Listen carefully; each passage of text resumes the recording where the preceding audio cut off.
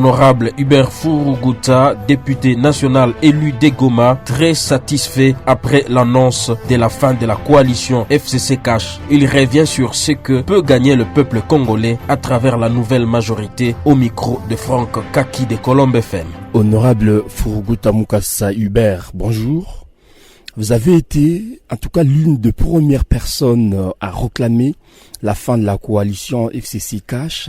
Votre premier voyage en ville de Goma pour vos toutes premières vacances parlementaires en est la preuve.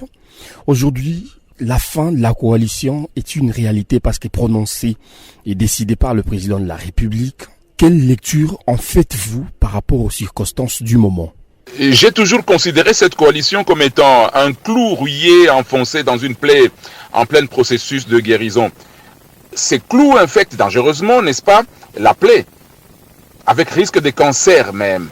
C'est ça au fait. Les jours des élections, bien que n'étant pas parfaites comme d'aucuns aiment le dire, le peuple croyait tant soit peu au changement. Alors, moi, comme la plupart des Congolais, victime de cette gouvernance décriée, j'avais exprimé tout de suite mon opinion. Le peuple n'avait jamais accepté l'idée d'une quelconque coalition, mon frère. Et surtout pas dans ce sens. Nous étions élus pour offrir au peuple congolais un espoir de changement.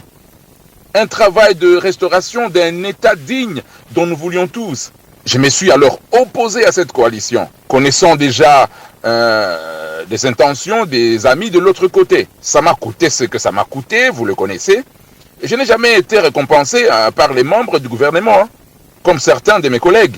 Mais, pour incarner cette nouvelle génération politique que nous évoquions tout le temps, c'était le prix à payer. Vous voyez, durant près de 2 ans, nous nous sommes opposés à cette machine politique qui était montée pour détruire toute tentative de sauver la RDC. Alors le chef de l'État vient de prendre l'initiative, il vient de l'annoncer. Je vous dirais que le plus dur vient de commencer, ne vous en faites pas. Mais nous sommes le peuple, il n'y a que le peuple qui compte en premier. Alors à nous de nous démener pour aboutir à l'objectif. Sans chercher bien sûr à pousser les uns et les autres à la chasse aux sorciers, il n'y a pas de sorciers. C'est une décision politique. À nous Congolais de la capitaliser. Selon vous, la nouvelle majorité est-elle possible à être constituée, sachant que déjà, s'il faut compter les nombres, donc numériquement, c'est le FCC qui mène encore la danse au niveau du Parlement avec plus de 300 députés qui, jusqu'à preuve du contraire, se réclament encore membres de ce regroupement politique cher à l'ancien président de la République, Joseph Kabila.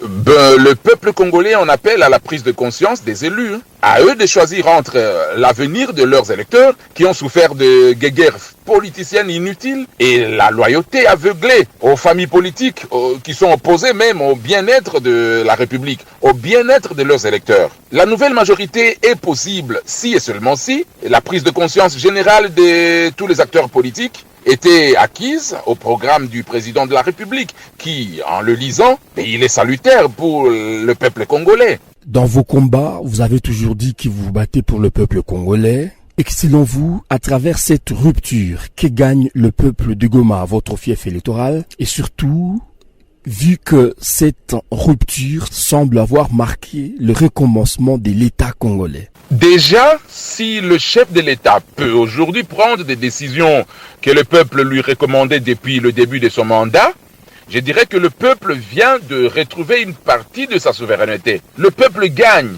car il vient d'influencer la décision du chef de l'État. Nous attendons maintenant que ceci amène à des réformes profondes qui restaurent l'autorité de l'État et qui assurent enfin la sécurité et l'ordre public dans ma ville de Goma, qui n'a que trop souffert d'une absence prolongée de l'autorité de l'État, mes chers frères. Il n'y a que l'autorité de l'État qui puisse garantir une vraie sécurité publique. Et nous voulons que les décisions du chef de l'État puissent amener à la restauration réelle du pouvoir de l'État, de l'autorité de l'État au profit des populations. Honorable Furuguta Mukasa Hubert, la radio Colombe vous remercie.